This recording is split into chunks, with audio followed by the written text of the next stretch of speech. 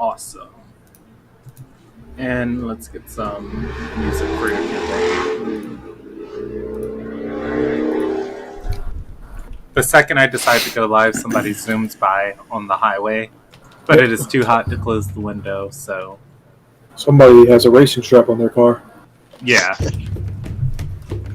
I live in the part of Seattle. I live just south of the city, and right south of Burien, it goes from city to kind of like urban neighborhoods, and then this highway ends. It's like one of the big highways to bring people in.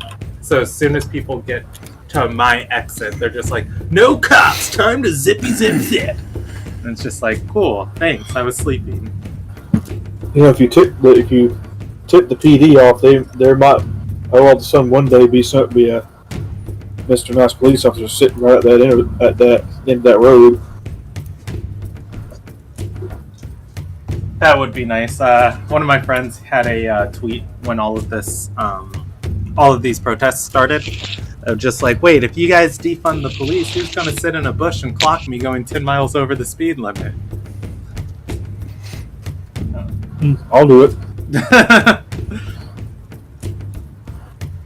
That actually, like, joking, all jokes aside, like, harnessing the power of the Karens to do that, of just, like, clock obnoxious drivers, would be such a powerful use of, like, society's resources. It would be hilarious. Like, if I could get, like, 4 people on a neighborhood watch just constantly sitting in the bushes, just like, what are you doing? It would be great. I'd sleep so much better. You're driving too fast. We're gonna charge you $200 now. Give them spike strips. All right. Oh my god. We're gonna get started. Welcome to the Ilderon Tales. If you are watching this, we are playing Dungeons and Dragons tonight. It is a broadcast out of nowhere. This is the Gladiators, episode 10 of their campaign, still in Saga 1. We have half a party tonight. XV, Tumbutu, and Regis are not with us, and the control of those characters will be shifting around. If you are tuning in for the first time, welcome to our world. We play in a homebrew campaign setting. It is Ilderon. It is here on the screen. There is a website. There is a wiki. You can Google search either and read information on the setting. And it's a really cool setting that we've came up with. If you are under the age of 14 and you are watching, please consult your parents before continuing this, because you may hear language not appropriate for you. Finally, if you are new to the stream, the thing you're going to learn very quickly is that I don't read YouTube live chat. It's very difficult for me to read while I am DMing. And all of the notes and tabs and different things that I have open on my screen. Not only do I have notes and tabs, I've got this sketchbook here, and then I've got 7 character cards right here, and I've got 2 campaign story cards right here. And then I've got a sheet of NPCs, and I've got a sheet of numbers that I keep up with when we have to do combat. So looking at an additional chat box just makes that a little bit more difficult for me.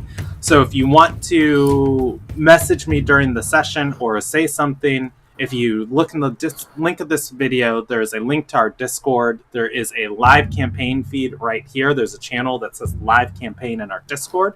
If you type there, I will see it sometime during the session. If you type in the YouTube channel, I will never see it ever. And everybody will be sad. And then you'll message me and say, why didn't you remember? And I'll be like, I'm sorry. Otherwise, let's get started tonight. On the recap, last session, the party... the recap's really easy, guys. Last session, the party finished up their dinner inside the Mencius Manor, and they planned to break out the halfling, Kraz... I don't remember if I gave him a last name. Razmataz. Oh, Krasla the Slight. He is a halfling working as a forger for the Ruby Shadow. The Ruby Shadow is an organization of criminals paid, who are funded by the wealthy elite of the world. The party has a debt on Taden's head, If they want assassins to stop coming out after her, they either have to pay X sum of money to Zen the Oathless, or they have to get his forger out of prison and have him escape the gallows. If they can pull off either task, Zen will report to his superiors that Tayden has been eliminated, and the bounty on her head has been handled. As of right now, it's more of a vengeance bounty than much of anything else. That said, the party broke into the Lord Mencius's manor and into the dungeons. They broke into his Kraz's cell and got Kraz out and brought Kraz to the well, which connects to the sewer system that they use, or the canal system that they use to get in here. And we ended the session right before throwing Kraz down the well. Before we jump right in, we never did experience after last week, I don't think. We never did do experience. That is correct. Which I suppose we could just add it on after tonight, and it wouldn't be a big deal. But I just wanted to remind you. We could add it on after tonight. Let me check real quick on one of these sheets and see what you guys are at. Because if you guys are going to level up mid-session, I don't want to deny that from you. Alright, so when is Le Level 5? For the player's handbook. As much D&D as I play, and as many games as I've dungeon mastered, I've never remembered the level threshold for 5th edition. It is 6,500. With the experience from last session, you guys would not level up. So, I can give you guys experience now, but yeah, if you want to add it at the end, we can. I think I'm incredibly close to milestoning you guys to level 5, just because the nature of your campaign has changed a little bit, and that you want to fight another arena battle here, and it's not fun. I don't think it's fun for me or fun for you guys to reshuffle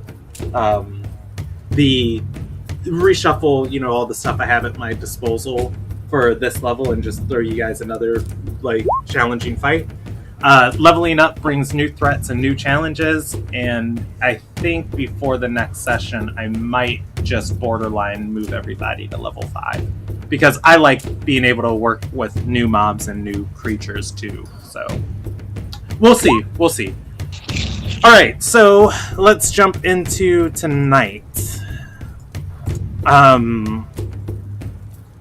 Tonight it is currently the night of the 24th of Noble, going into the morning of the 25th of Noble. The party is inside of the dungeons of the Mencius Keep in Soromangenn. Do I want to move you guys here, or do I want to move you guys?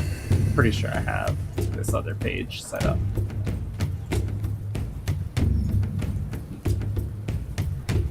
I don't have any flavor art for it, but this is fine. Delete silence, because we don't need that.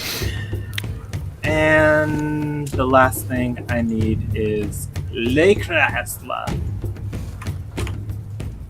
Alright.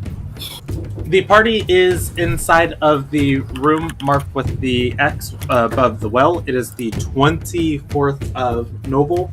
The silence sphere, or the silence area of magic is going to be fading just for simplicity reasons. I don't remember how many minutes of it originally we burned through. And also, I let you guys use it in a way that isn't as it is written, and as it fades, so does that form of it too. For now on, we'll be functioning with silence as written. So, at that, Krasla is going to look down through the well and look at the rope and say, and look at Z, or not Z, C's, who is in there, and says, I want to get on his back. My back is against the wall. You would be crushed. That's unwise. Grab a rope.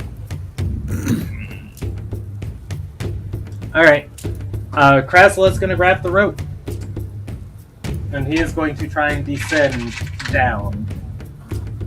Rhubarb will be at the base and be prepared to help try and catch him.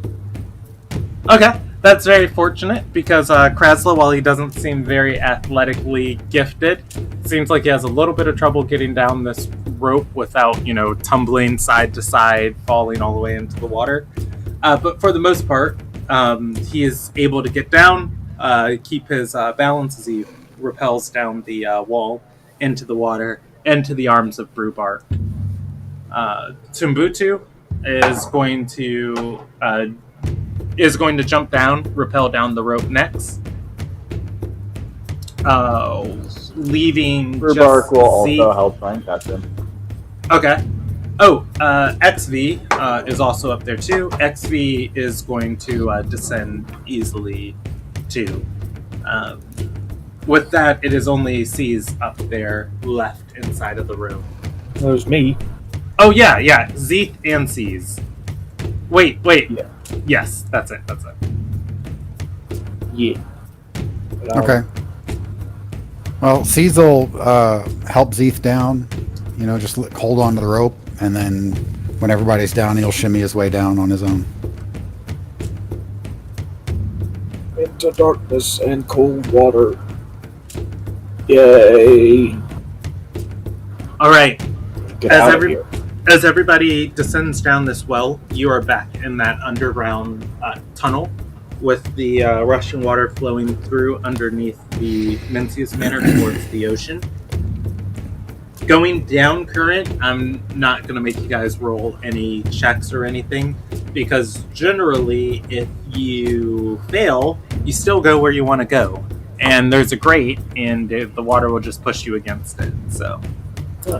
Just sit back and relax and float. The It's party awesome. is Float. able to wade through the water until they get back to the area on which they can walk. Kraz is going to... The whole time you guys are walking, actually, let's get some more appropriate music. We'll go with this. Alright, the whole time you guys are walking down here, Kraz has been speaking intermittently, and as you get closer to the grate, and you can see the moon reflecting off of the water coming, or from the water of the ocean and the seaside. Kraz is going to speak up and say, so, are you all sent by Zen? Yeah. Yes. I knew he wouldn't forget me. You guys damned me to that cell, but you got me out of there. Well, he said he wanted you back. He said he wanted you back alive. I have given some serious consideration to whether or not you need to have hands when we bring you back to him. So at that, Kraz is gonna twiddle his fingers and say, "Well, without these babies, I'd be of no use to him." Exactly. His negotiations were less than equitable. That too. Kraz is going to nod and say, yeah, I can understand that. I know old Zen. Zen only wants what's good for him. That said, I'm much more appreciative, and I can look past you guys turning in the evidence that almost got my head on the gallows, or almost got my neck on the gallows. Well, think about it this way. You got to check out the inside of the jail and didn't get your head chopped off for it. I've been shaving off a little bit on the top of each job I've had, and I got a little something stashed away. Consider it good faith. If we get out of here and keep my head down in town and I can get to it, by sunrise, you guys might be enjoying yourselves a much more pleasant position in Soromangenn. Speaking of getting out of here, before we travel, I want to disguise you, Kraz. If the guards notice you're gone, you don't want any alarm sound and you can look like me. Kraz is going to nod and say, I've never had much talent with a disguise kit, but they took all of my stuff. In any case, I can buy new stuff. C's will help with that. Okay. Eric, go ahead and roll it one more time, because if you get the help action before, yeah. C's gets swatted away. Well, no. If you give the help action, it's advantage. So I'm not going to count that 10 because he didn't have that when he rolled it. And same thing of if he rolled with advantage while not having advantage, and then the other roll was good, I'd still make him re-roll. That's much better. One. So it's going to be a 12 and a 13. Are the two rolls I'm taking from there. So advantage, wouldn't that be 17? No, you didn't. You started to make that check. I was going to describe what was happening. Jeff said C's is going to give you the help action, which you rolled before he said he was going to give you the help action. We all knew what the second roll was going to be, so that's it's unfair for me to take both of those rolls because they were rolled before you knew you had advantage. So instead, I took the first of each roll. So the 12 and then the 13. Anyways, C's pulls out his disguise kit, comes over, helps to the best of his ability. Not doing much better of a job than Brewbark, and you guys are able to, for the most part, attach some extra little appendages and give him a little fake nose. Maybe change the color of his eyebrows, shave off his goatee. All in all, Kraz looks a little bit different. This probably won't hold up to close inspection, but anybody at a tertiary glance might not give him a second look. All right, so the party is going to get out of the canals. Again, there is still that roaming patrol on the walkway above here. They are moving back and forth along the walkway, but you notice that now the light is closer to the edge and it's pausing more, as it's if you're just paying attention to it, you can almost walk away with the assumption that they're searching for something along the beach. We may not want to be a whole party here. We may want to divide into two groups.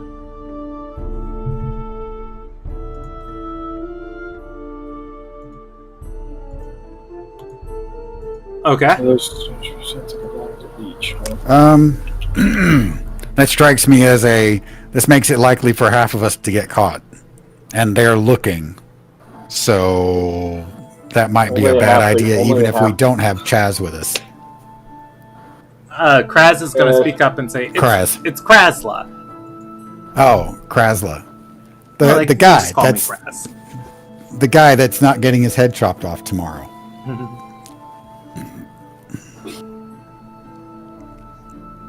It looks like my opinion is that if we divide into a smaller group with Kraz, being stealthy is a little bit easier with 2 or 3 or 4, and then all 8 of us together. Let me put it this way. Without some help like last time where somebody said, quick, duck, I would have gotten caught probably. So, I would like to not get caught today. Please and thank you. Why don't we stay away from the beach and swim out into the water a bit and then try and go further through? That I can do.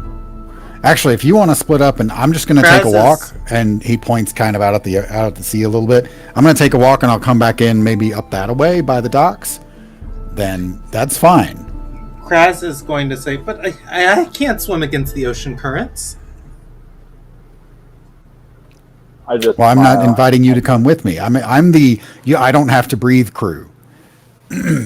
So I can take that walk. The rest of you can go the other way if you want to break things up a little bit, but I don't see anybody else getting an advantage out of that. Doesn't our friend Bluebark have a animal form that can swim in the water pretty darn well and drag people along?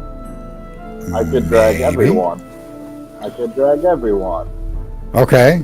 It'd be easier to spot that way, though. Depends on how we go. If we go off the coast, then everyone keeps their heads above the water. I will try not to drown anyone. Does that sound like a good idea? Just to give everybody the best, description of what's in front of them. So you guys just got out of this. You just got out of this grate where that underwater river connected with the seaside. I didn't make you guys roll anything for it because you removed the bolts from it before and were able to move it aside and walk out. So from here, you guys are on a rocky outcropping, and turning the corner to your left, you can look back, and it is the beach side. Looking around these rocks, it is the beach side that leads back to the dust port. Presumably from where you're at, nobody has vision on you, and you can jump into this. Somebody told me the word delta, where the river meets the ocean, and swim out into the ocean and then around to the dust port. The light of whoever is watching and scanning the beach, it is bright light for so far, dim light for so far, and obviously they're not illuminating the ocean. What is illuminating the ocean, there's the growing waxing phase of the moon tonight, and then there is also a lighthouse on the north side of the city.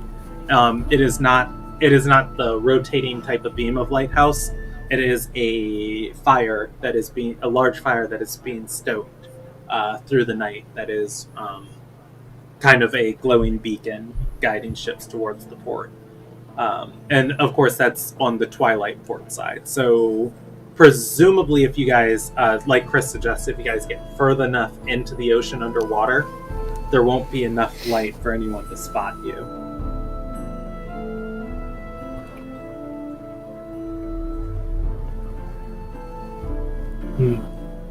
If everyone agrees to the plan, I'll go ahead and change it to my serpent. Wait a minute. You're gonna change into a serpent. How are you gonna hang on? How are we gonna hang on to a serpent? I've got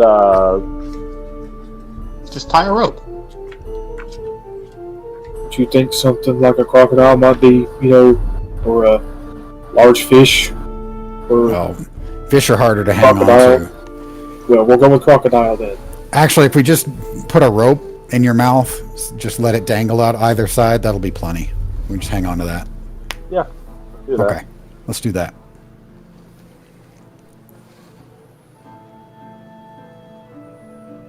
All right. So I'll jump in first and then change, and be down at the bottom ready for people to grab onto. Louise will follow immediately after. It's his plan. Yeah, C's jumps in, holds up the middle of the rope so he can bite it. Someone should catch Regis. He is a little guy. Regis and Mbatsu, and little guys. Well, I'm going to hand them the rope as soon as you get it in your mouth. Deal.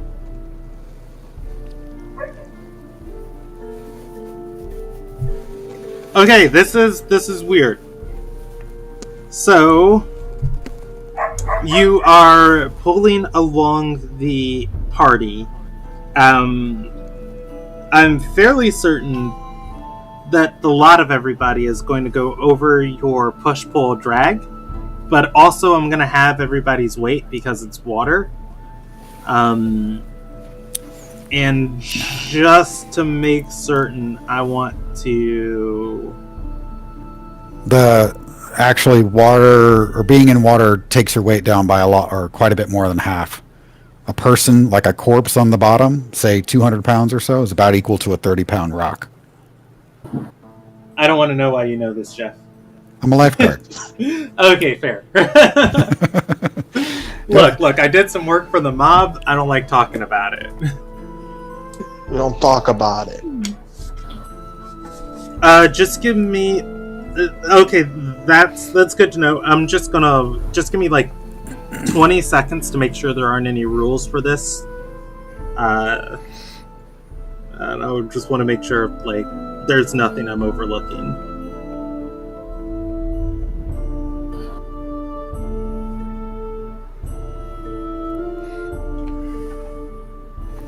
When you're done, I have one more thing to throw in.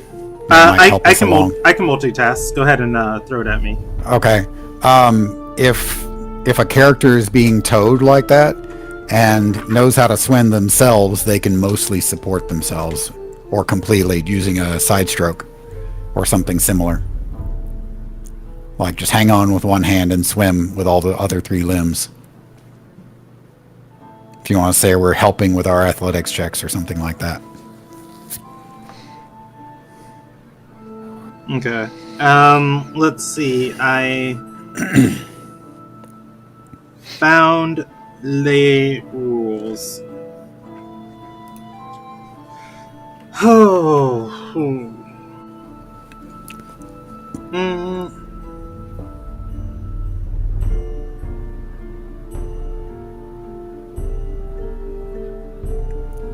Okay.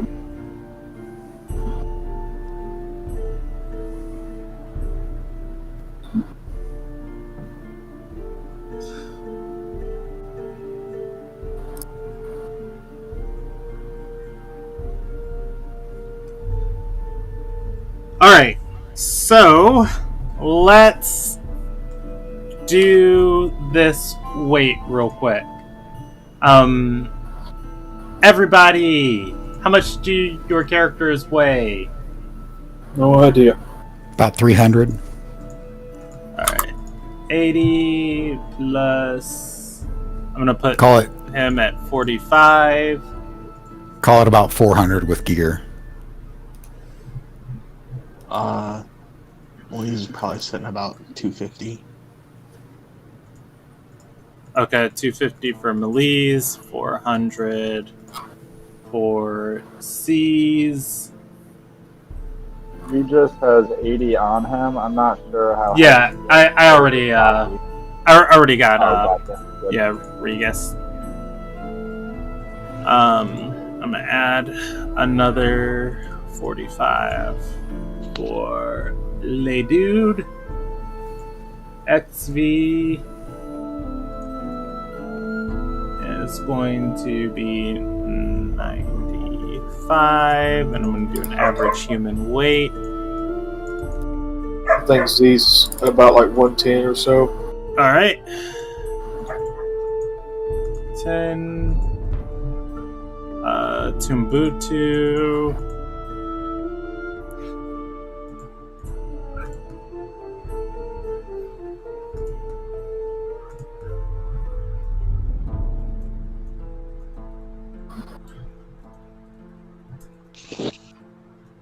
Alright.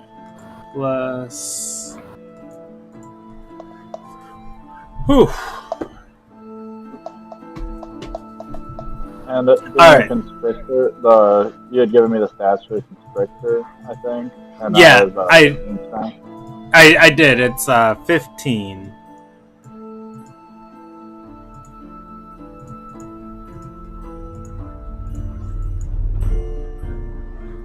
Real moment of truth. All right. Well, so I needed to know this in case I needed to know this for Brewbark, so I'm not going to make Brewbark roll anything, and I'm going to say that you guys are able to.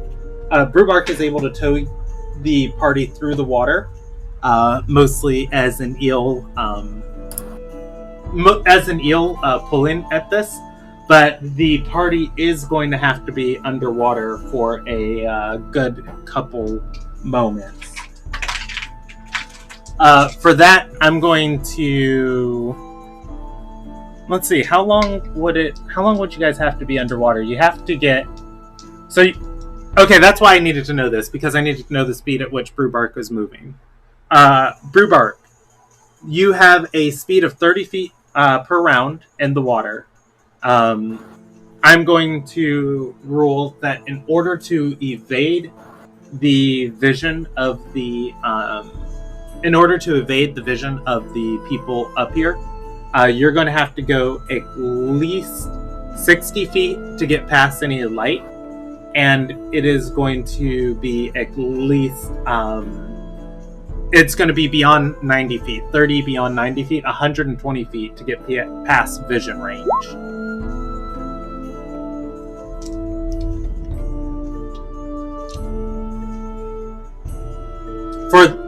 For that duration, do you want to stay underwater the whole time, or do you want to come up from the water once you get past the light?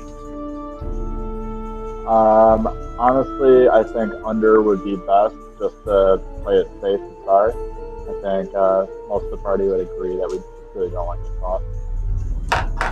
Okay. People hopefully can hold their breath for 30, 40. Give me un secondo, and I'll be right back.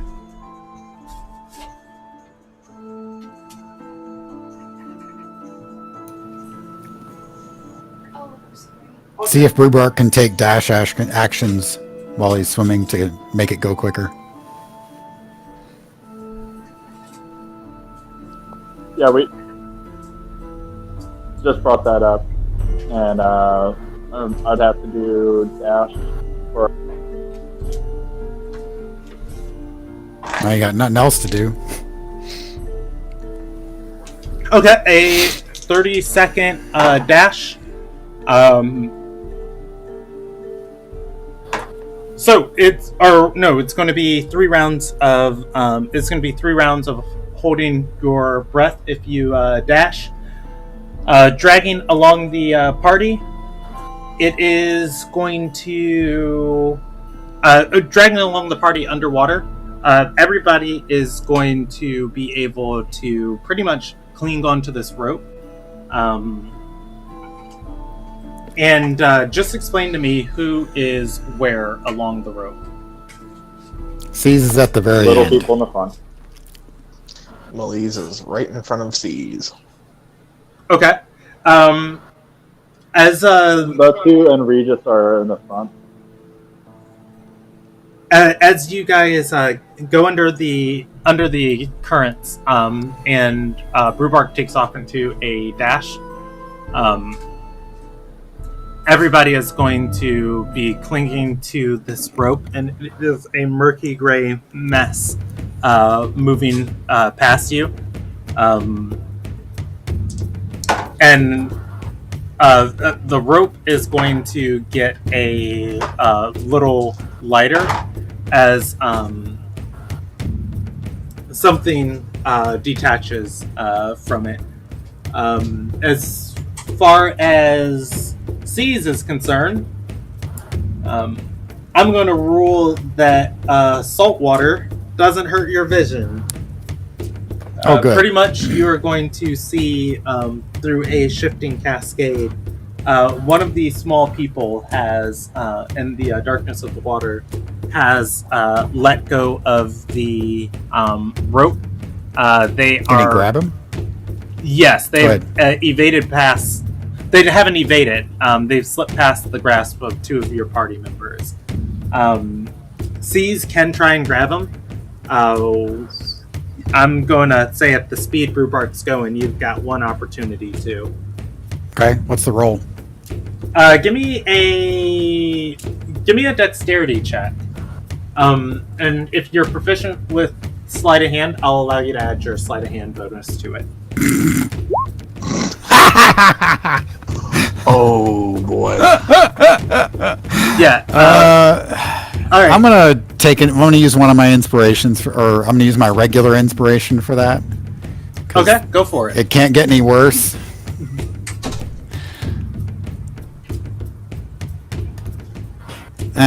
Okay, it's respectable, maybe. Yeah.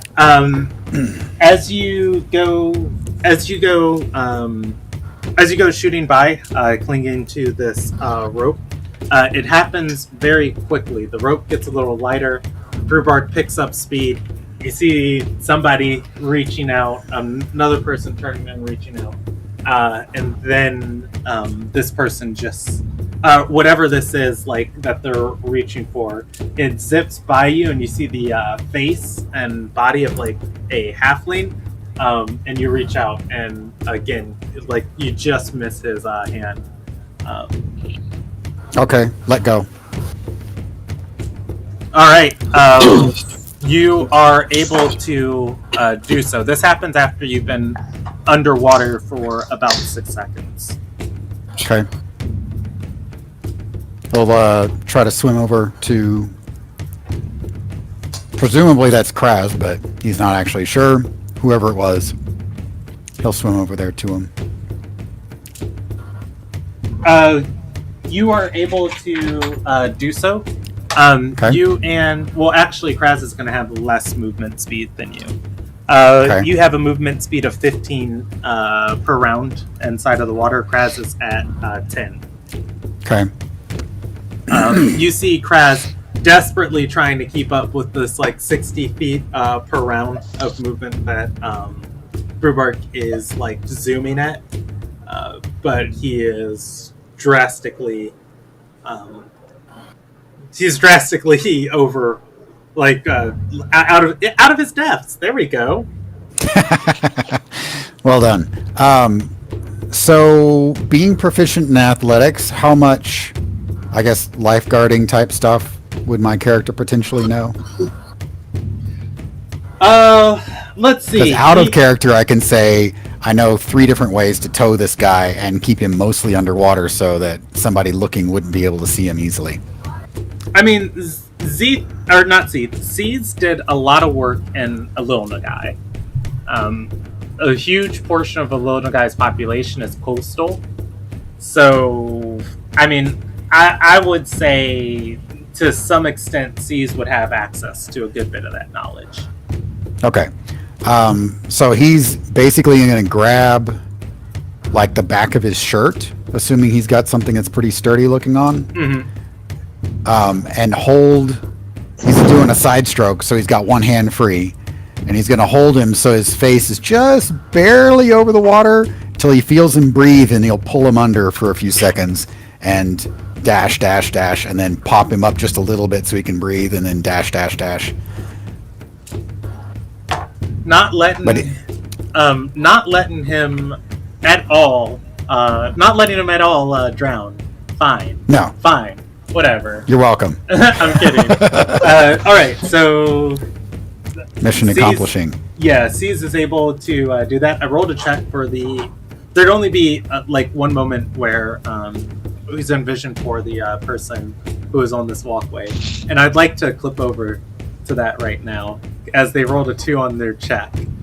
They look out over the ocean. They're scanning the beach side, and they see just like this tiny face of a halfling like pop up from the waves. It's like it's in their line of vision, and they zoom in and they squint, and it pops back underwater and then keeps going. And say, that's an ugly fish. Did you see a merman? And then you guys are able, as Brubark brings the party above water 120 feet out, the party is going to notice they are Seasless and they are Krazless, as everybody gasps for breath. Otherwise, Brewbar can wait, or you guys can head towards the dust port. I'll just wait. Okay. I'll be a nice guy just outside of main vision of other things. So once I find it safe, I'll just wait.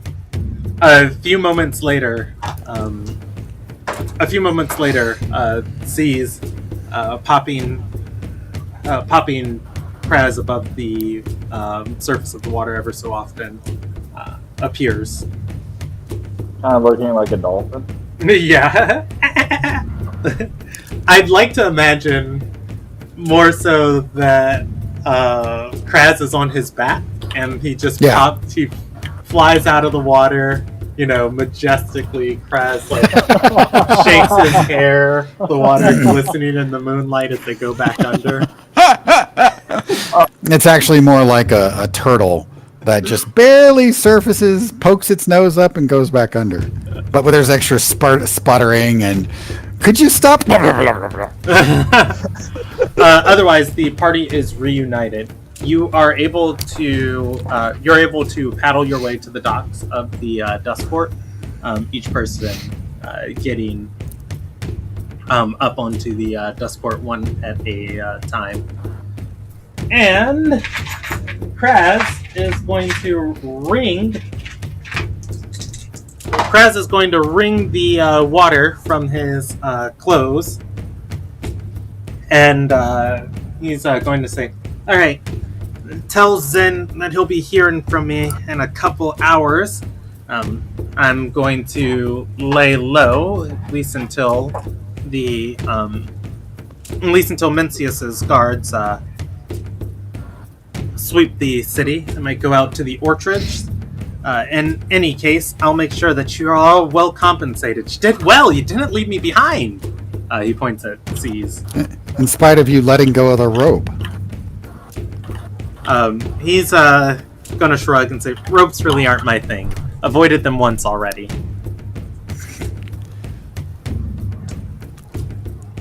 Alright, with that, Brewpark will swing back into its beautiful, beautiful self. And say to the party that this might be a good time to go back our robes in and have an... Alright, going back to...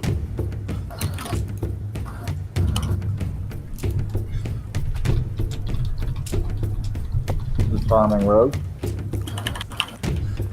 Going back to the Charming Rogue, let me move you guys over to some more passive music. You guys are able to return, and I'm going to, if anybody wants to do anything, go ahead and let me know. Otherwise, I'm just going to fast forward through the night. You were going to say something, Wesley? I said that sounds good. Okay. Through the evening, Kraz is going to come by draped in a dark cloak, and anybody out in the common room is going to see him talking to the innkeeper. He puts a sack on the... he leaves a sack onto the desk filled with various things and then heads out. The innkeeper talks to the party later in the evening. Kraz has dropped off gold and trinkets for the purposes of this. For the purposes of the game mechanics, everybody can add 2 loot points to your character sheet. Nice. And you can spend them. You can spend them anytime you are in a city to get hero off of the loot table. I can link the loot table if you guys want, but it's also on the inside of your guys' Google Drive. Okay, I'll pull it up. Yeah, otherwise, the rest of the evening passes by uneventfully, and it is the morning of the 25th of Noble.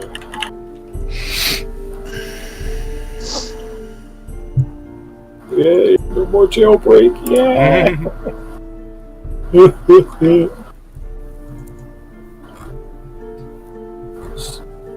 Are we we have we have another match coming up like super soon, right?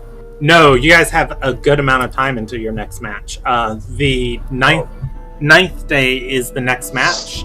You guys are currently on 5th day. Ilderon weeks are 10 days long. I think that it's time for a good long rest. Meet up with Zen, and we should confirm with Zen that Krasla actually came and spoke with them, and that we are squared away. Okay. Brewbark is going to seek to meet Zen. Does anybody want to join him, or does anybody want to do anything else? Well, the easy one is to go with me. I'm stupid. Like out of character. Out of character. Someone should really come with me. I'm stupid. yeah, someone should go with Brewbar, go with him, but I'm kind of more inclined to want to stab Zen than deal with him fairly. I don't know if I really want to go. I think somebody else might be better suited. Melise will go. Thanks. Not that he's any more intelligent than Brewbark, but he's at least wise enough to know that some things may be better said or left unsaid. Yeah, I know. I'm just kind of inclined to tell him where to shove it anyways. Same. Thanks, Melise. Appreciate it. All right, so let me make sure I have my party arranged. Brewbark, Melise, and is Zeeth going, or is Zeeth doing his own thing? No, Zeeth is of a similar opinion. He would rather just stab the dude than see him again. Regis will come with also. Okay, so Brewbark and Melise are going to see him, and Zeeth and C's are not. Is that correct? Yep. Okay. XV doesn't like talking to people. XV is going to stay with C's and Zeeth. And Tumbutu likes places where there's alcohol. Tumbutu is going to stay at the Charming Road.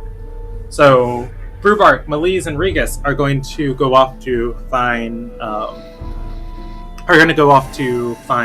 Zen. I will handle that, but before I do, is there anything you guys want Zeeth and C's to handle? Just so I can have it burning on the back of my mind. Just go buy some splint armor. Okay. Trade in his chainmail. That's it. Looking on the loot chart, it says for 2 points you can get 3 infusions. Yes. Those aren't infusions on your weapons. Those are infusion recipes. No. Actually, yeah. I was gonna say those are infusions. You can get it on a magical item. Okay. But the item needs to be magical before the infusion can be applied to it, because the infusion replaces the magic. There's nothing really super useful. Is Regis's maul magical, or is that just a mythical? It's mithril. It is not magical. Okay. It's just light and big.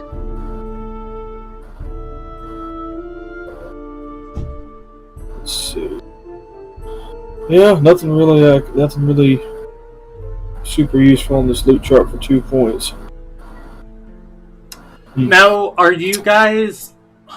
Would you be interested in making some form of trade for my loot points? Because I don't really need much per se.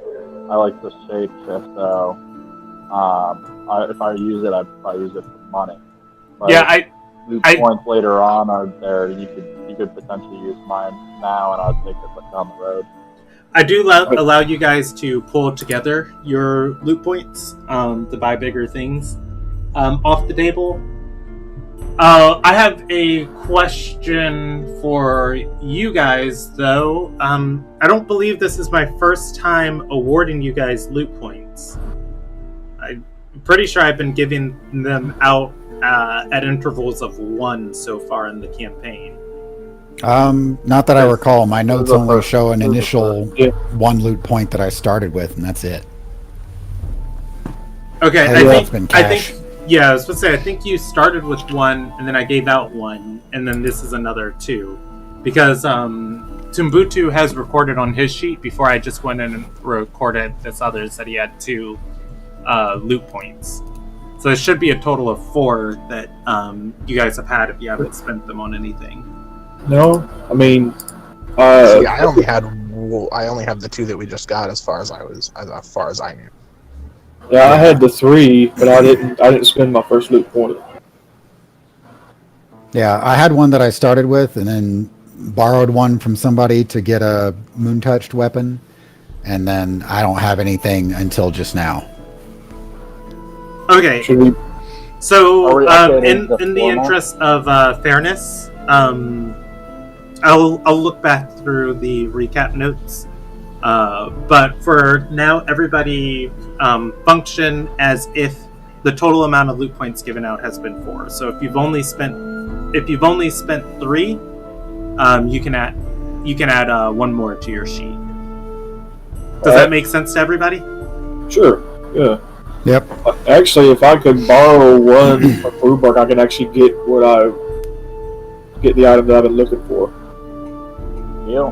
Go ahead. I'll owe you a loot point later. That sounds fine with me. Awesome. I'm on the map. Wesley, for me, let me know what that item is, because that's gonna functionally be, is it in the set of trinkets and knickknacks that Kraz left behind, or is it something, Zeeth goes out and buys in the city?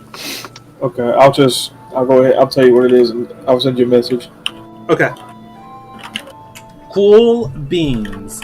And C's goes out to buy a splint mail. Somebody message. Oh, you messaged me. Okay, cool beans. Yeah. Yeah, I'm gonna roll that's something Zeeth goes out to buy. Okay, that's cool. Yeah, but you're able to acquire that in Soromangenn. Alright, so let's go with Brewbark, Melise, and Regus. I'm not gonna make you guys roll a investigation check. It's not terribly hard to find who you need to talk to get in contact with the Ruby Shadow. You just simply ask some terrified shopkeepers, and they're just like, oh, this person came by the other day. That person points you. It's like, oh yeah, you're looking for Zen. Zen likes to hang out here. As far as the place, I forgot what I made Zen's hideout in the city, but I don't think it's wholly relevant, as I do remember it's some sort of gambling den. Yeah, I think we've been there once. Yeah. Stepping into this place, let's see if he is currently... Zen is going to be admiring a wall in this den. It is the wall of weapons that he has collected off of people he's won bets off of. As you step in, he's it's an early in the morning, and the establishment is just getting started. There aren't really a lot of patrons here. Moving past the servants, you can go into the main room. You see Zen standing there. He'll turn around and say, my ears at the manor tell me that the gallows are empty this morning. You did well last night. We almost drowned doing it, but yeah. Zen's not important. Zen's going to shrug and say, that's the price of business, but your debts, Taden's debts are cleared, at least with me. I'll tell my superiors that There's an arrangement. I'll tell my superiors that one of my contacts reported the job done. If I was you, I'd get out of these waters as soon as I can, though. We have one more match to fight, and then we'll be gone. This match would be in your favor to bet 4 this time. Just saying.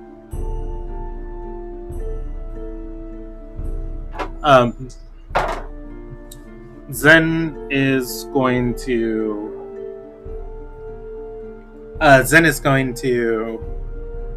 nod and say, I've been thinking on it, and it's easy to make a quick coin off of Gladiators, but you guys might have a little bit of reputation rolling with you here.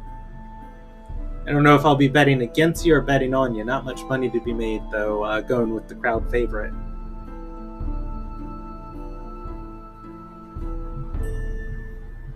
Well, as long as it's a fair match, that's all I care about.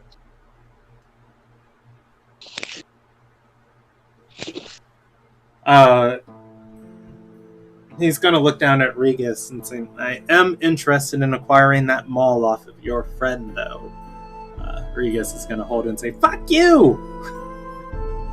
Thank you. You beat me to it. It's my fucking mall. Don't touch it. Yeah, exactly.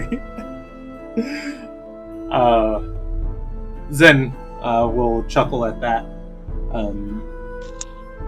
As you guys are sitting here talking to him, people are going to start filing into this den. It's not long before a couple patrons take their seat. Immediately, somebody's going to come by and light a small... my brain wants to use the word brazen. Brazier? Yeah, on the table with different dried plants in it, and it starts smoking up the area near them. Well, we just wanted to make sure that you knew that the job got done. Is there anyone looking at us, like, recognizing us?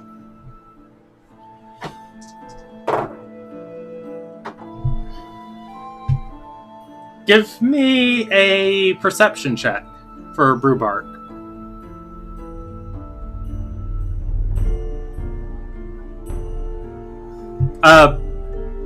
You don't have advantage on it, so I'm taking that 16. When you look around, your heart is going to jump. You see somebody that elicits like that response in you of just like, oh, you have no idea who they are. It's just like, oh, wait, no, I don't know that person. I'm going to saunter up to them, extra sexy, and I'm going to say, do you want the signature of the future best gladiator? The two people sitting at this table, they're going to look up and say, shit, no, we're waiting for our... the man looks up at you. There's also a female dwarf here sitting down too. He pauses and he's going to say, Waylo? Way better. Do you know who I am?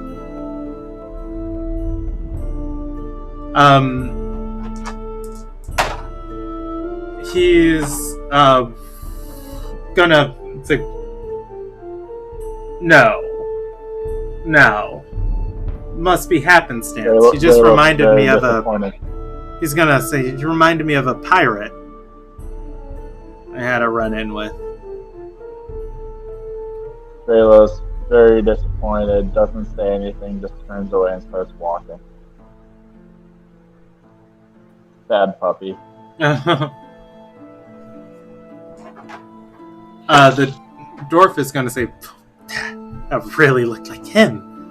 Just like as whispering as like you're walking away. Doesn't do a good job of whispering.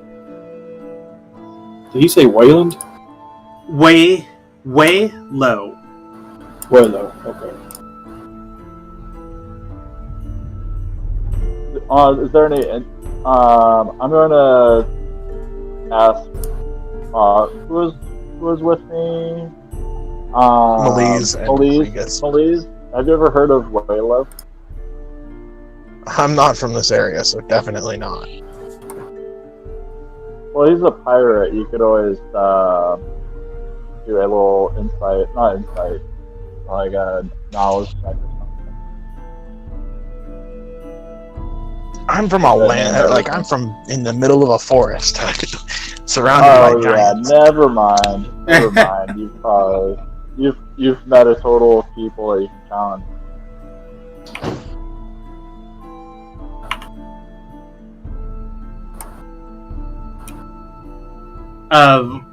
At that, Zen is going to look over and say, "Well, if our business is done, you guys can come back and see me if you need any work until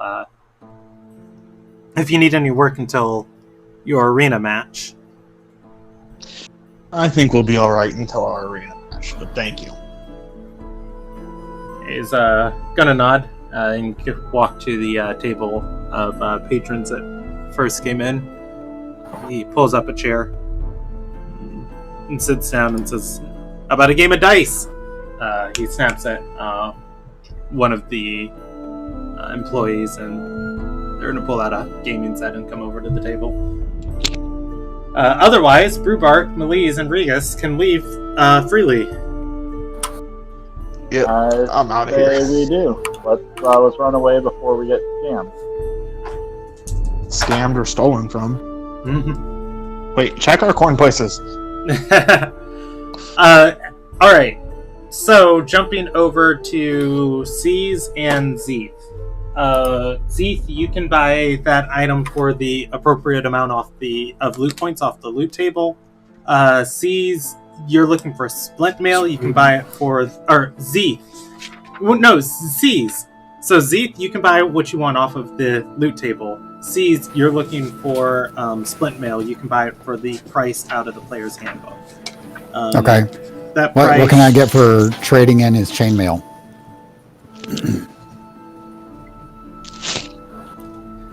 Trading in your chainmail. Yep. Oof.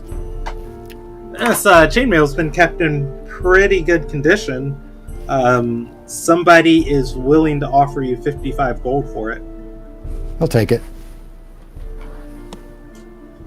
Alright.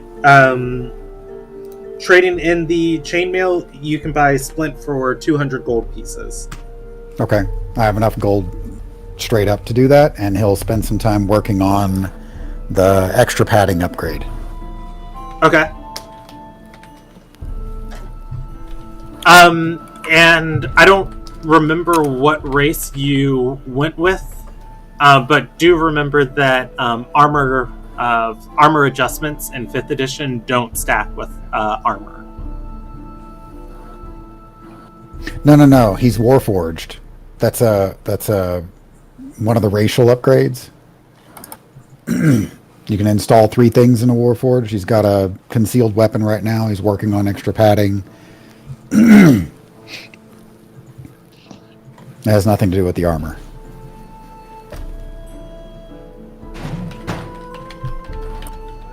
Oh, okay, yeah.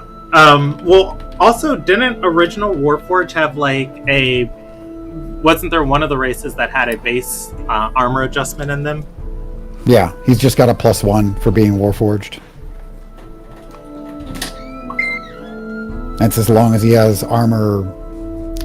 Worn it's kind of like installed more than worn. It's sort of integrated, which is why he gets the +1. Okay, I think they changed how that... they changed how that worked. The original integrated armor was an armor adjustment. So, that's why I was like, it was weird that you were buying armor, and I was just like, wait a second, aren't Warforged always naked? Because they've got like... But yeah, so the new integrated is +1. That does stat. Cool beans. Yeah, I don't know if the one I'm using is an older or newer, but this is the one we're working from, so that's what I'm doing. Yeah, you're using the right one. I bought Eberron for everybody, so I would actually be able to read it too. Okay. All right. So we are... so you are buying your stuff. And Z. After your conversation with the people at the Mencius Manor, the different elves that said they were going to be keeping an eye out on you in town. It is not... I guess, like, I feel like it'd be common for Zeeth to keep, like, looking over his shoulder. There is somebody that is following you, and they are doing a horrific job at hiding themselves. Like, you've gone to, like, 2 different market places inside of town, different couple of shops at the Orchard asking about what you're looking for before, like, finally at the 4th place you land at, you're able to, like, purchase your item, and you're walking down, and that person is, like, there again. They've probably followed you for at least 500 feet or so, just walking back and forth. Okay. Do I get like specifics on them, like gender, race, anything like that? Yeah. Just looking at them, you can assume there's some sort of elf. They've got something in their hands. Ever so often, it's on a ledger of sorts that they keep taking out and making a note on. Okay. Once I procured the item, I'm going to kind of I'm not going to head back towards the inn. What I'm going to do is separate myself from sort of like the bigger market area, and I'm going to kind of meander my way into an alley.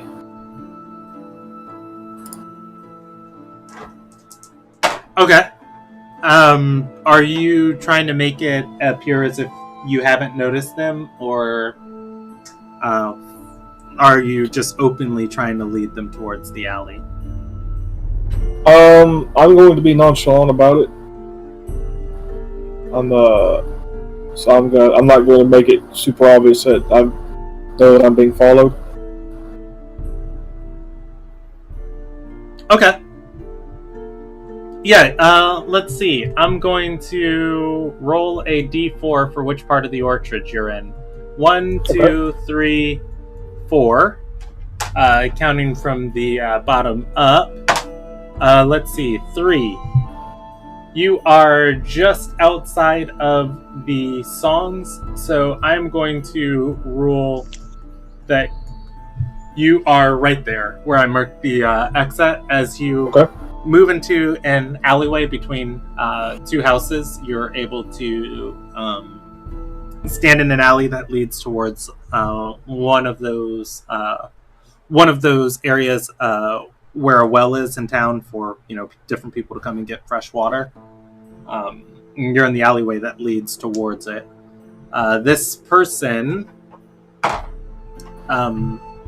as you go into this alleyway, at first you're here alone for maybe 30, 40 seconds, just leaning on a wall before you finally see a head peek around the corner. They've got a cloak on. Okay. Once they sort of appear on the corner, I'm going to look in their direction, and I'm going to say, if you have questions for me, you're free to ask,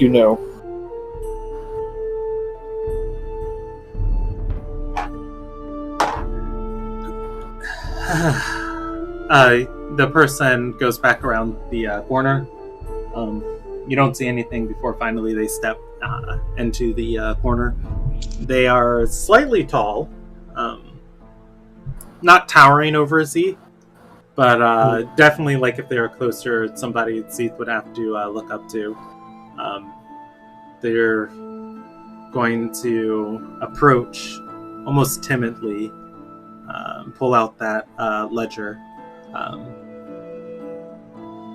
and then they're going to say, as you get closer, you notice it is a elven woman.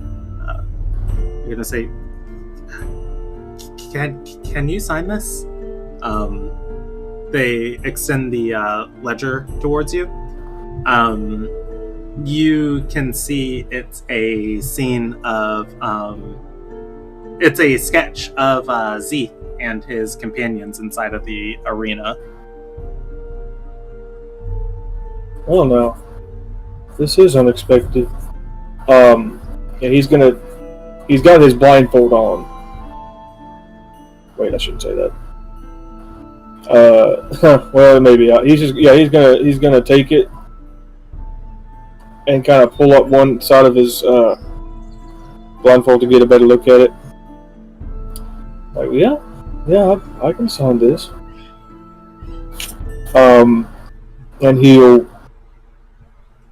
will take her pen and sign it.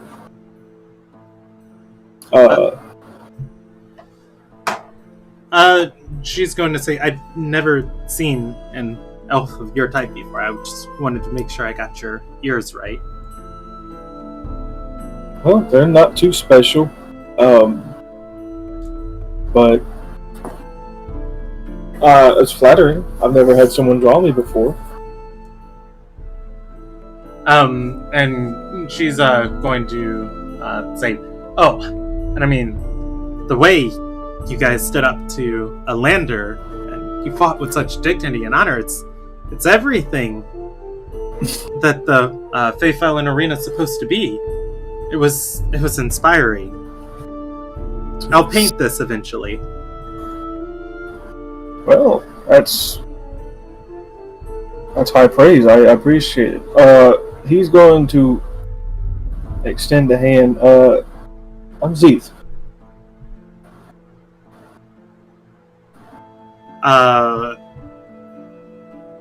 They're gonna look side to side, like that weird awkwardness of just like, wait, you're talking to me? And they're gonna take your hand and say, Inno, I spectate the arenas, especially here in the southern seas. Real quick, Brandon, I'm going to insight real quick, if that's okay. Go for it.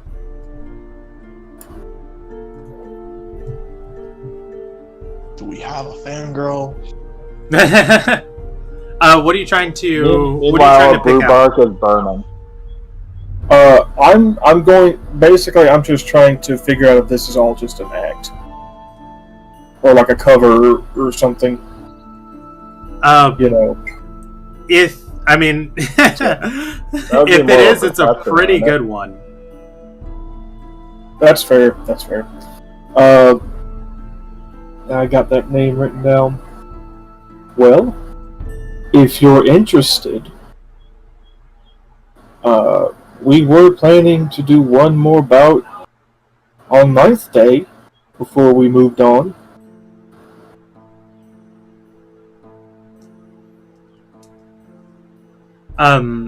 And she's going to say, oh, I've already got the stands reserved for my family and I. Well, Dad's a mercenary, so he's doing work in town anyways. Oh yeah, what's his name? She's going to say, Zoran. But we'll be there. We'll be in the stands, and I'll be cheering. Well, that down. Well, guess what? We appreciate it. We, hopefully we'll have a better bout this time. That one left a bad taste in our mouths, you know. But hold on to the, you know, that's a good that's a good drawing. Hopefully I'll be able to see it fully painted.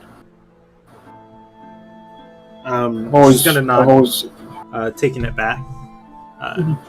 Say, I talked to members of the Feyfelon Circle after your last bout. I haven't heard of your guild before. Currently, you've only ever done.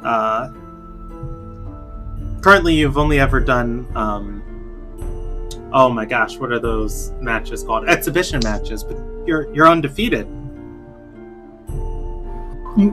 What best 2 out of 2? Yeah, we haven't been around a very long time.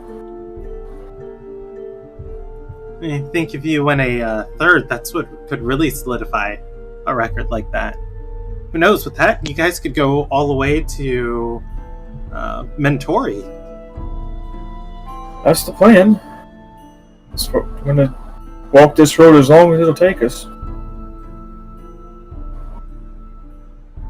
But we definitely appreciate all the support we can get. It means a lot.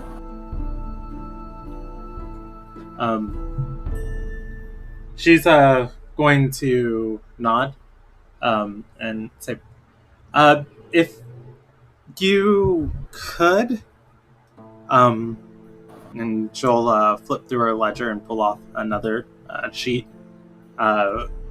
You see it's another rough sketch. This one isn't of you guys achieving victory. This is the one of you guys in combat. One person's pressed against a wall. Pretty sure it's Regis. And there are 2 other people attacking a woman with a staff. She's gonna say, "Did you get your guild to sign the rest of this one?" Sure, no problem. Bark is so jealous. He's not even there, and he just feels it in his stomach. We didn't even get to see our first fangirl. What? She's going to say, my dad, me, and my brother were staying inside of the temple in the songs. I mean, I'll be... What time of day is it? It's morning. I'm going to say mid-morning. Okay. Well, if the rest of the guild is there, I can get them to sign this, and I can run it out to you later. All right. She is going to nod excitedly, for just kind of like fiddling with her ledger, and say, "Oh, it was great meeting you. Great." Likewise. And she's going to point to the alleyway and say, "I should really find my way back." Be safe. We'll see you later on today. She turns and walks, does not turn around and look or anything, just keeps it cool, actually, she trips.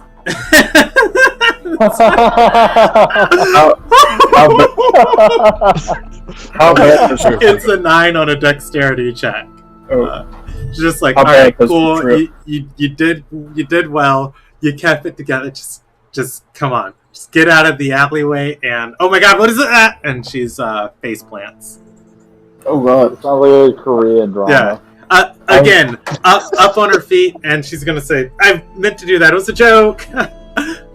And she's going to stand up and run out of the alley. Be careful. I finally talked to my crush, and then I fell flat on my face. Alright, it's we're in an anime, boys. He's not going to fold it up. He's going to roll up the picture and put it in a side pouch.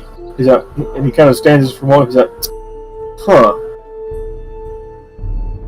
So that's what that's like. And he's going to make his way back to the inn. All right. I'm going to rule the party is able to meet back. Well, actually, let me do one last thing.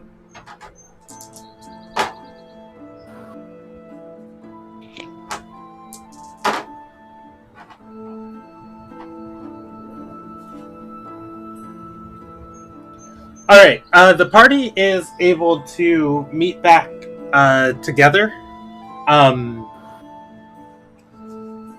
Melise and C's, as you guys are getting back together from your various ventures throughout the city. Well, actually, no, that was the wrong die. Just Melise. As you get back from your various adventures throughout the city, Melise, you have just heard on, passing whispers and comments from people on the street.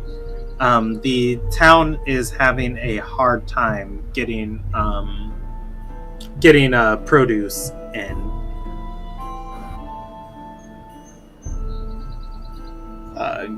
Just slowly, you guys are noticing more of like the tropical fruit and stuff. Well, not noticing, but people are commenting on just like there's less fruit and stuff at the markets. Otherwise, everybody is able to come back and everybody is back together inside of the Charming Road.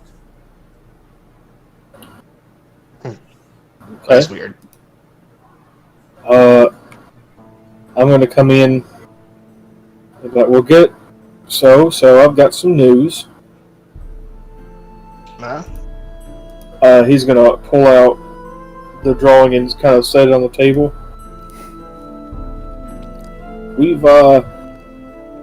I just signed my first autograph. Nice. What? Yeah.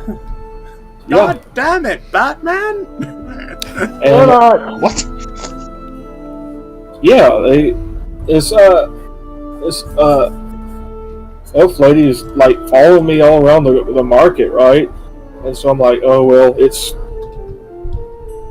I don't know what it was. So we met up in an alley, and she asked me to sign an autograph, and she wants all of us to sign this one.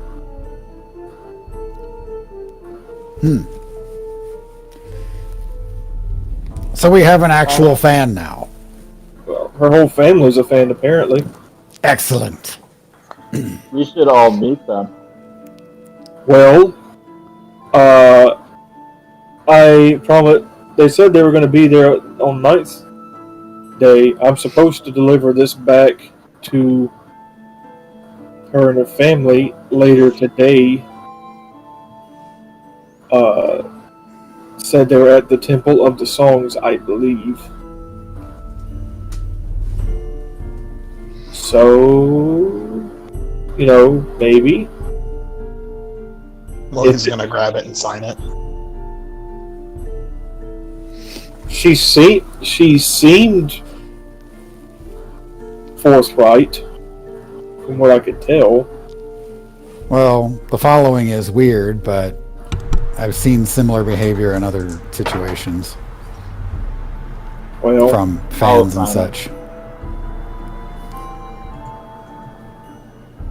When it's his turn, Cecil write very neatly in the upper left-hand corner S332. So, I mean, I feel like we're getting big, guys. well, being undefeated does mean something. And apparently our little show with that crooked referee, at least that meant something to them, so... Oh yeah, don't you know? That's crowd drama right there. It's great stuff. So I've seen some arenas will do that on purpose. They'll have he uses air quotes, crooked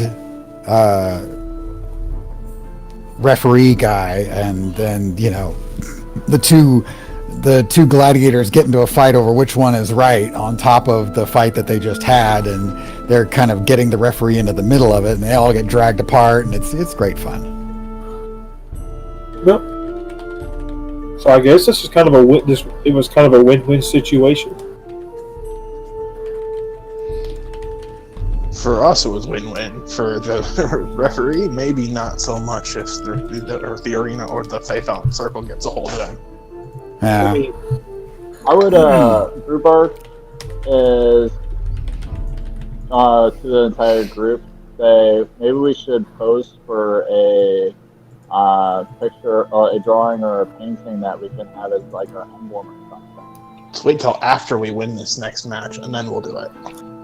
Yeah, hubris kind of tends to catch up with you. I don't know what you're talking about. What's hubris? I'm too good. No, that's not how you say that. I'm too good for hubris. What's hubris? That sounds awesome. I'm awesome. Another interesting thing. Apparently, on island, there's less fruit in the market. Okay. As you I will let you guys continue, but as you're talking, Tayden is going to bust through the doors of the Charming Rogue into the lobby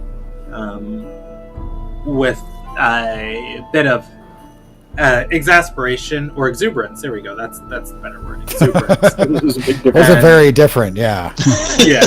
She's got a giant basket on her side.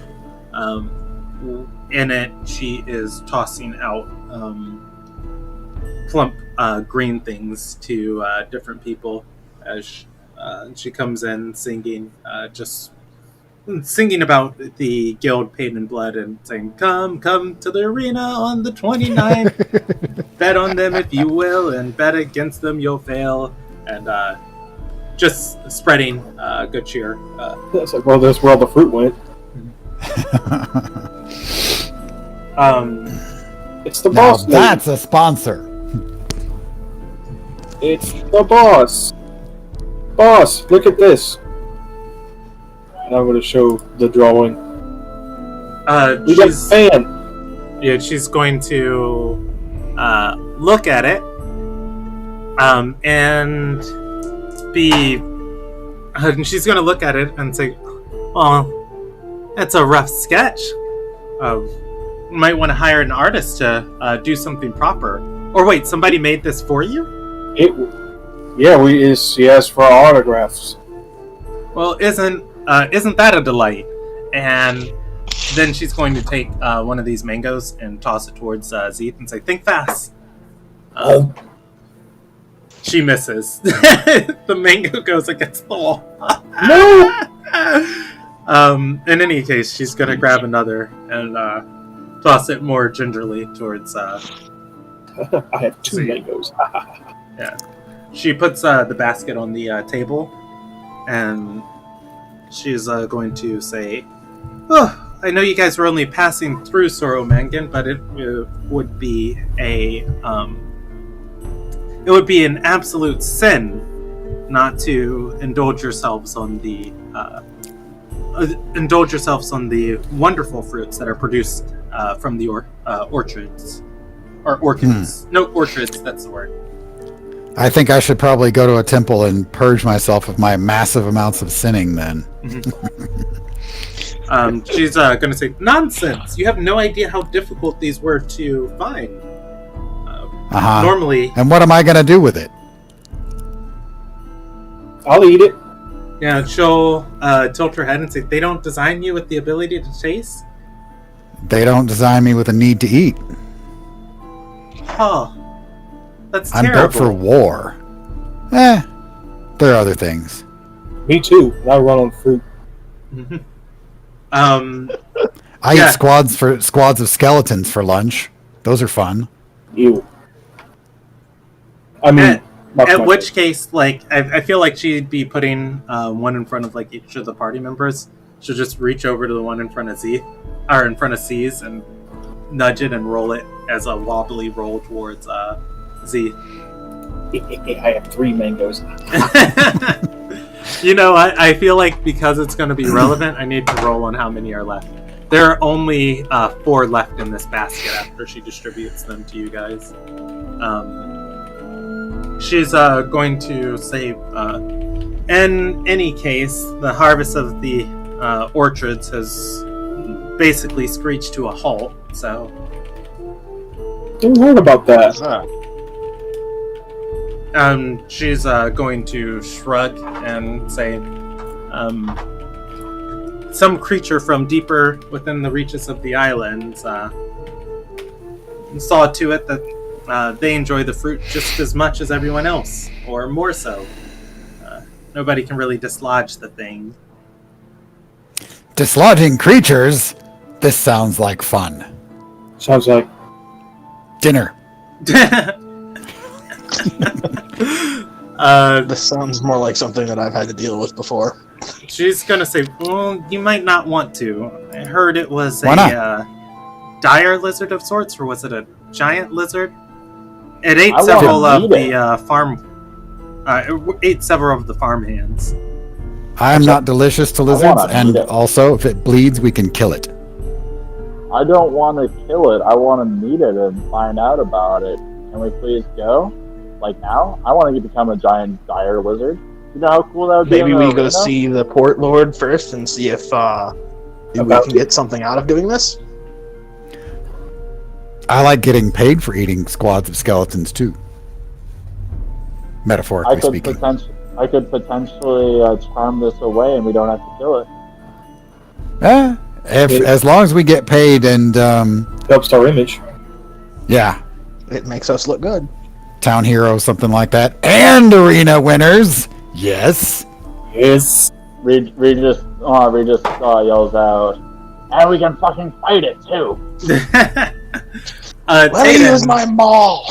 Is gonna have to speak, and you're gonna see the smile from her face is gonna fade, and say, I have to think of you guys as assets. I've got a lot of money I need to make off of you, and if you get eaten by a lizard, I'm sure you can see how that puts... We're not getting eaten by a lizard. Tayden, you have to understand. Make sure we live. That's a good idea. There's also, you have to understand, this is an asset like a sword. If you don't use a sword, you don't get anything out of it. You're not making as much money as you could. What better training for the march on the night than defeating giant beasts? And think about this. If we talk it into leaving, it's practically no risk. If we capture it and bring it to the arena, we could maybe sell it or talk it into fighting occasionally, as long as they're not, they're going to treat it well and things like that. And think how much more money we could get. We could have an awesome giant lizard beast that, the spectacle. Guild pet! That can eat the competitors and then spit them back out once they're unconscious. Right. It could be our mascot. Although I do love the bear. The bear is adorable. Oh, imagine the drama that we could have if we were a giant lizard. Like the performance could be amazing. Right? Tayden is going to say, well, I don't think you understand. The orchards go all around the outside of the town. Whatever this thing was, it made them abandon harvesting all of it. It's not giant. Okay. You have to understand from a military perspective. You have a opposing force. You're potentially defending a large open area or a large area. There's lots of cover, and there's no barriers of any kind. That is a very difficult area to defend. You can patrol it, but even then, it's hard to cover the whole thing. And you could walk right past it, depending on how big the lizard is. You could be, say, two rows of trees away, and you'd never see it. So evacuating the entire orchard is really the smart move there. Farmhands aren't warriors, and also we're paid in blood. We're undefeated. And I've been an actual soldier, so I kind of understand this. Tayden is going to nod and say, well, I'd eat your mangoes before you go out. Definitely. The thing is And positively gorging itself. And we should go talk to whoever is most likely to pay us the most money for taking care of this creature problem. Probably the port lord. Okay. Or whoever owns the orchards. Or both. I like getting paid twice for the same job, too. Or Sees nods vigorously.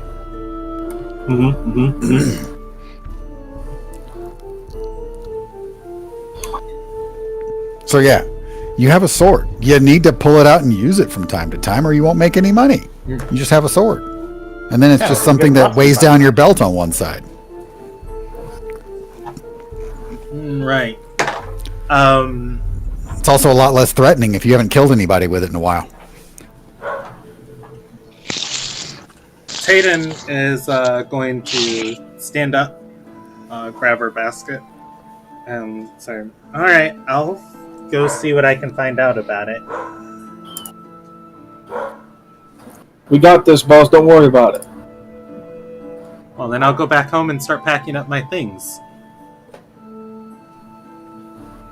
Packing up your things? You're gonna be in town for a while. What are you talking about? Well, I'm assuming after 9th day we're shipping out. Oh, I've got a whole life. yeah, here. you probably have a lot of packing to do. Well, I'll come with you. Let's go talk to somebody about getting paid and Getting paid. Maybe getting doubly paid. I'll help you with packing. Tayden's gonna wave her hand and say, No. Focus your efforts on this hungry Creature. lizard. Okay. I just want to make sure we're getting paid for it as well, if possible. I mean, we'll do it even if we don't get paid, won't we? Yeah, probably. To the port lord. If nothing The Lord else, just Mencius? the Yes. druid conversation situation would be probably worthwhile to at least peek in on it. Also, you might want to. I've heard of these, and I was finally able to find one, and find a pair, and he's gonna pull out some gauntlets of ogre strength. No, nice gauntlets. Good work. Yeah, Anything special about them? they make me really strong. Strong is good. Really strong. Probably as strong as you. Maybe a skosh more. Well, point being, I was already good with a sword before, but now I can actually wrestle people. It's good for spectacle. Yes. Wrestle the bear, wrestle the bear, wrestle the bear. Alright, so you guys go looking for the port lord. We know where his house is. We'll use the front door this time. Yeah, it's a 70% chance you guys are able to find him there. And you guys rolled at 68%. Very close to being out of that range. So, yeah, you guys are going to go and look for Lord Mencius. And I believe I've got, there we go, Port Lord Tarek Mencius. He is going to be outside of his manor at the gallows, organizing patrols of guards, and he's going to say, "You check this section of the orchards. You check orchards. You check this section. You go to the songs. You three take the Twilight Port." Turning, he's going to look and say, "Ah, if it isn't paid in blood, it's great to see you this morning. Hope it won't make you think sour of my port that a criminal slipped through my fingers this morning. In any case, order will be restored. Don't you worry." No, of course not. I'm sure you're on top of the situation. Speaking of situations, though, this lizard roaming around your orchards, eating your the farm hands and things like that, I think we might be able to take care of that. We got a few days to kick around. If you if you want to make an offer on our services, he's going to say, "Oh, I already gave that task to Rammer. I do believe that she passed it off to Zen, who handles different bounty hunters and mercenaries coming through the port. If it's my understanding, there's already a set of mercenaries on it. Did you give Zen an Sorry, go ahead. He's going to say they've been trying to lure the creature outside of the orchards and back into its recesses on the caves and hills of the island. Did you give Zen an exclusive contract or not? Or is it you'll pay him when he takes care of the problem? Lord Mencius is going to say those who settle and make their home here in Soromangenn are under my care and my watch. Those who farm the different plants here are also do business at my port, but their farms are outside of my reach. I'm not really concerned with what happens with the creature as long as it doesn't come into town. I believe the mercenaries he hired are more interested in preserving the creature's life. In any case, we're still making sure plenty of food is coming through the port. Just the delicacies and the pleasures of life might be denied for a little bit of time.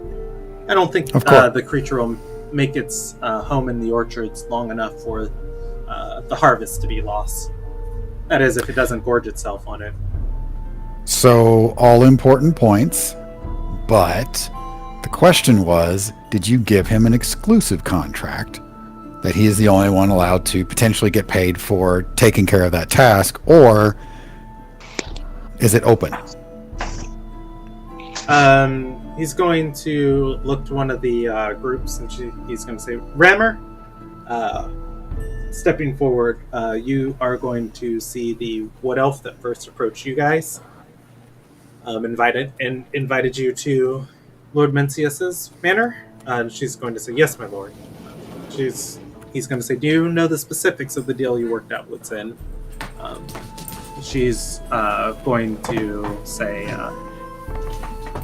I told him he would have your favor, and I offered him the 350 gold that the farmers were able to put together.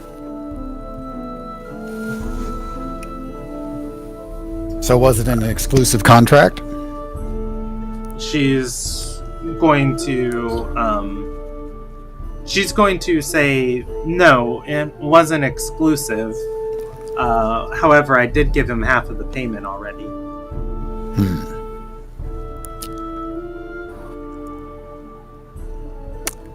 What part what would happen if he fails to accomplish the task? Or did you just assume that he would get it done regardless? She's going to say, as it's not really pressing, everybody's been moved out from the farms, and just assumed he would get it done. That said, if he fails, he'll be required to give back the payment that he accepted. That's the part I was looking for. Who all is currently there, just wondering? Out of this group, I'm assuming the whole party went. Nobody told me they weren't going. I'm there. Okay. Yeah. Melissa's there. I'm going to just kind of chime in. I've got a good relationship with him. I can maybe see if you'll put other people on pause while we take care of this. and we don't have to compete as much. We can just take care of it our way.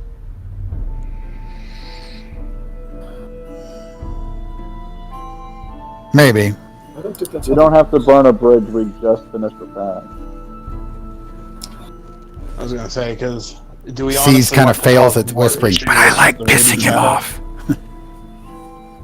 Pissing him off is fine, but pissing off the Ruby Shadow is not the greatest of ideas. Eh.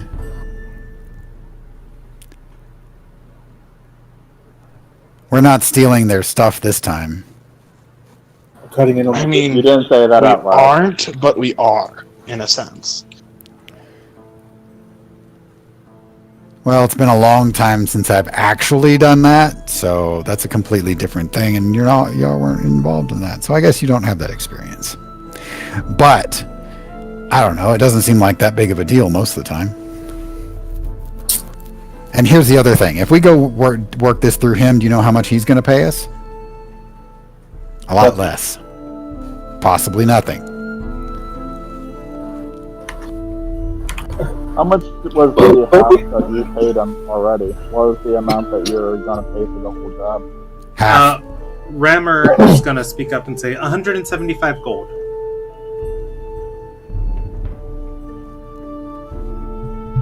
That was very useful information.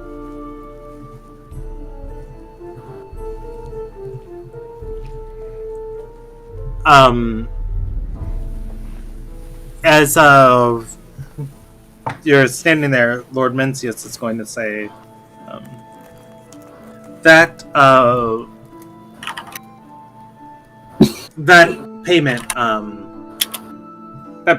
has already been made to Zen, and his mercenaries are trying to keep it. The money was raised by the farmers, interested in protecting their own land.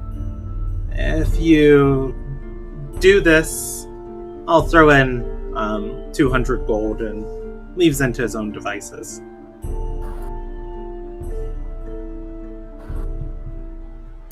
Deal. Let's go. All right. Rammer is going to raise a hand and say, "Wait, don't you want to know about the creature?" What do you have to? What Rubark instantly perked up. Tell me everything.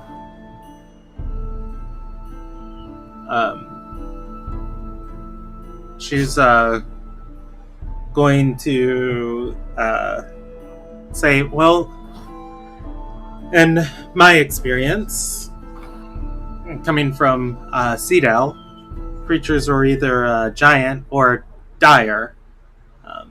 In this case, this creature possesses both qualities.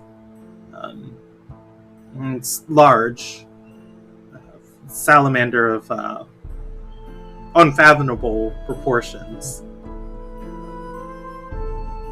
and it is ferocious like any direwolf you met. But it is also lazy. It's made its home currently in. It's made its home currently where the harvests are packaged and shipped into town. There's a large rock that it likes to perch on during the day for sunlight, and can be lured away. However, it returns. It returns each morning. I think if you want the jump on it, you should hunt it in the morning. Where it goes and what it does in the evening, don't believe anyone has that information." And she's going to roll a history check and fail. The final thing, it's not in any codex that I am aware of. There's rumors in these waters of sea witches. Perhaps could be their mischief if you believe in such things. Rubark, being a druid, would like to maybe do a insight or some type of check, maybe a history check to see if he has heard of anything like this, and if he knows anything like it? Go for it.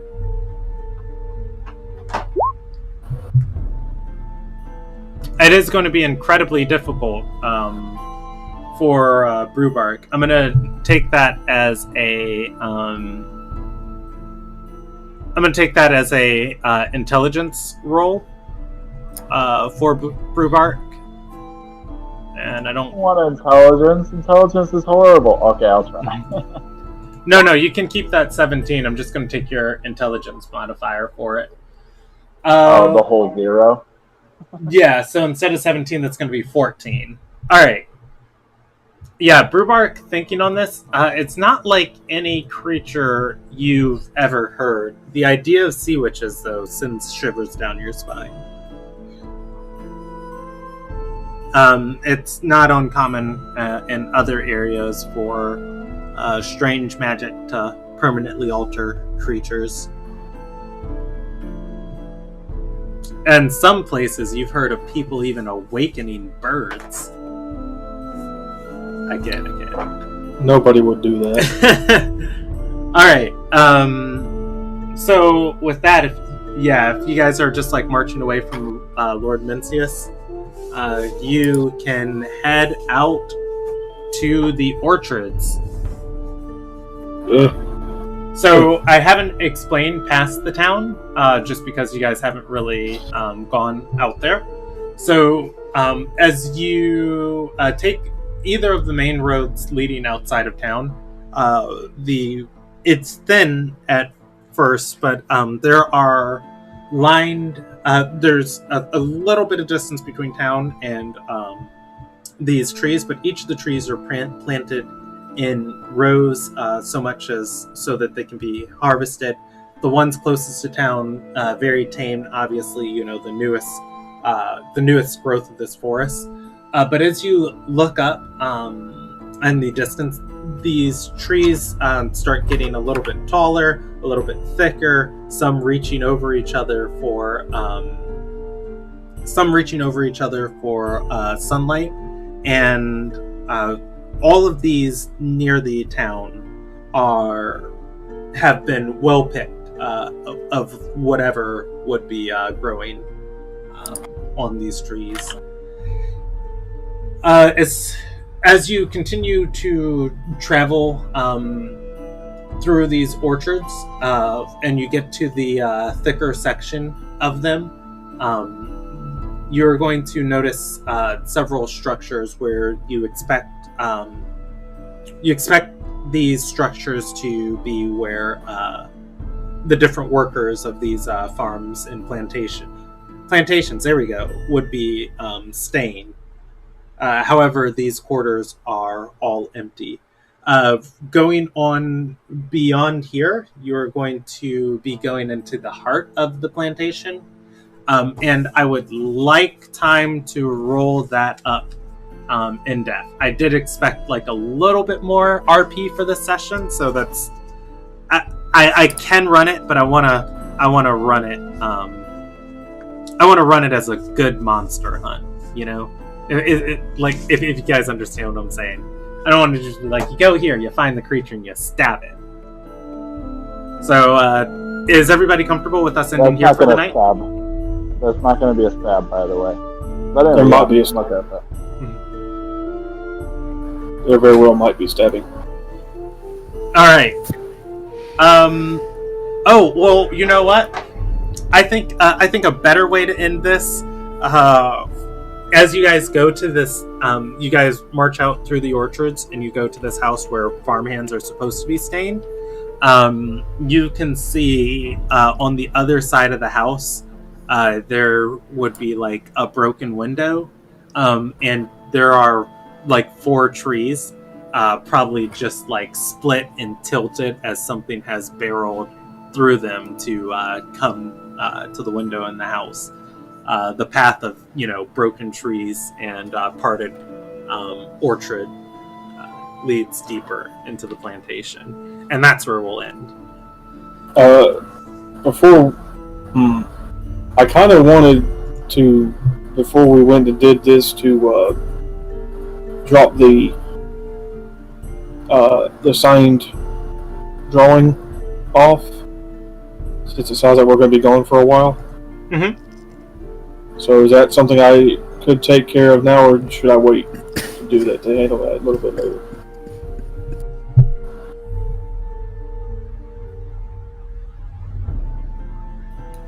I'm thinking.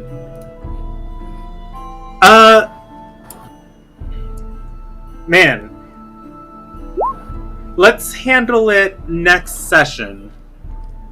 Okay. Well, he just doesn't want to be late getting it back. Yeah.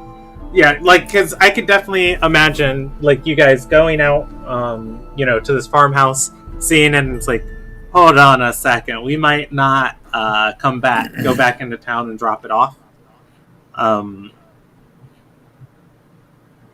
Because that has a chance to change a lot of, like, what's going on. There's an ambush at the church or something waiting for us? No, I'll just be very just be very loose and say the mercenaries that were hired to get rid of this creature were the ones at the church. So as you guys have like a little bit of insight of like what this hunt is, going back there is going to be a little bit more RP that can change this hunt around. So I'd like to handle that next session. Okay. All right. So let's do experience. I'm going to give you guys experience for the jailbreak. I'm going to definitely put that at 2 ticks of major experience. As one, you guys rescued Kraz. 2, the assassins in this region are called off of Tayden. So now she doesn't have to worry about people coming after her head. Now she just has to worry about getting the money back to pay back the people who want her head. For there, what else major happened tonight? I'm going to give you guys minor experience for the fan. And I'm going to give you guys minor experience for learning more about Brewbark's Pass.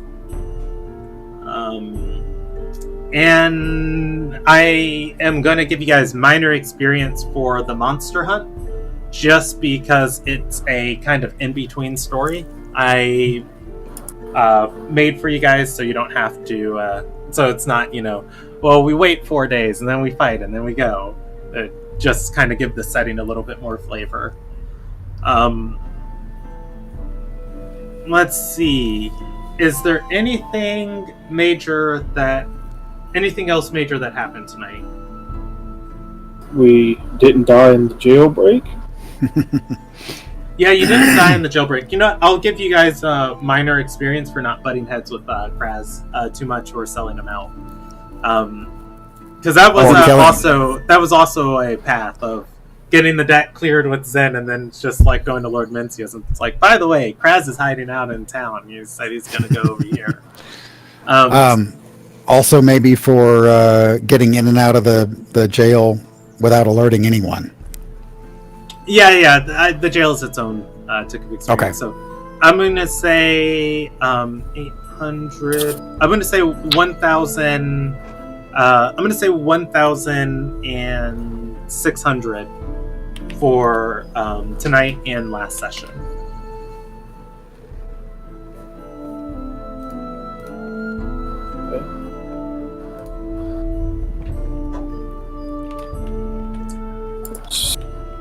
All right. And you guys got loot points. By the way, Blizz came and left. All right.